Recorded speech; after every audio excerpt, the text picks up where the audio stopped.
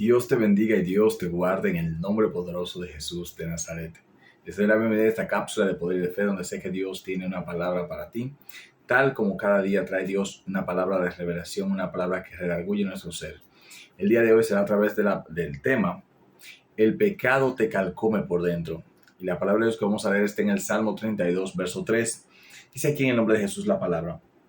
Mientras callé, se envejecieron mis huesos en mi gemir todo el día. Bendito sea el Señor Jesucristo. Quien habla aquí es el salmista David y sabemos que David tiene mucha experiencia con el pecado porque cometió pecado, como dije ayer, un pecado que abrió puertas terribles para su casa y trajo desgracia y consecuencias fatales, horrorosas para su vida.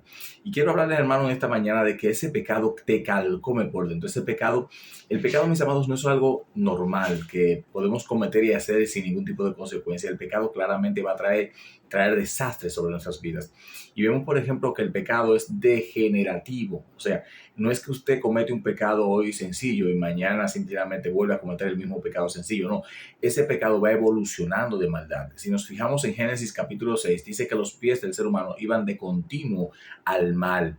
O sea, la cosa iba evolucionando, el nivel de pecado iba aumentando conforme pasaba el tiempo. Si nos damos cuenta, por ejemplo, también cuando la destrucción de Sodoma y Gomorra, podemos notar allí que el Señor muestra que cuando el pueblo se va a la casa de Lot para conocer a los ángeles que estaban allí, ¿verdad? Porque ellos no veían ángeles, sino que veían a dos hombres de hermoso aspecto.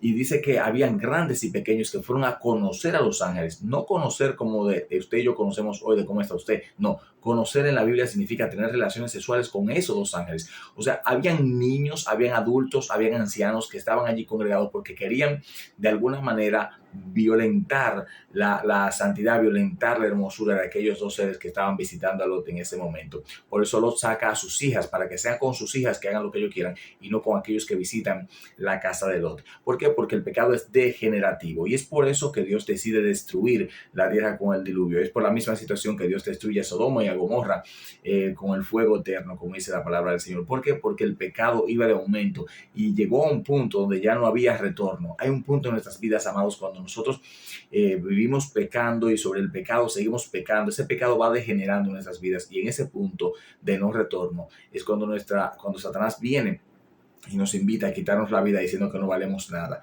Sin embargo, por eso murió Jesucristo, para darnos a nosotros la oportunidad de ser salvos, de abandonar ese pecado, y dejó con nosotros su precioso Espíritu Santo para que nos mantengamos firmes sin caer y que Él mismo nos guarde y nos preserve del fuego eterno, ese fuego de perdición eterna. Si nosotros confiamos en esa palabra que Él nos ha dado, podemos abrazar esa fe, podemos abrazar la salvación que Jesús quiere darnos. Y es lo que yo quiero que tú tengas en esta mañana. Ese pecado te calcome por dentro, pero cuando confiesas el pecado, de inmediato Dios te liberta, Dios te da esa paz, esa tranquilidad que anhela tu alma. Y te lo dice alguien que ha vivido esa experiencia, y he visto a muchos otros hombres y mujeres de Dios hoy que en su vida de pecado confesaron el pecado y el pecado tuvo que soltarlo, porque algo que le da libertad al pecado en tu vida es el no confesar ese pecado oculto, el no confesar aquello que hiciste. Te mantienes envuelto en esa burbuja de pecado y en ese ambiente de desastre espiritual que no te permite avanzar y no te permite caminar. Una vez confieses tu pecado y te apartes de él, vas a recibir paz, libertad y tranquilidad para continuar la vida que Dios quiere darte. Así que en este día te invito a salir de esa vida de pecado, de esa vida de tormento interno, confesar tu pecado, reconocer a Jesús como Señor y Salvador y apartarte de ese pecado. Recibir al Espíritu Santo para que puedas continuar una vida de santidad, glorificando al Rey de Reyes y Señor de Señores. Te bendigo en el nombre de Jesús y espero que tengas un día lleno de la presencia del Señor.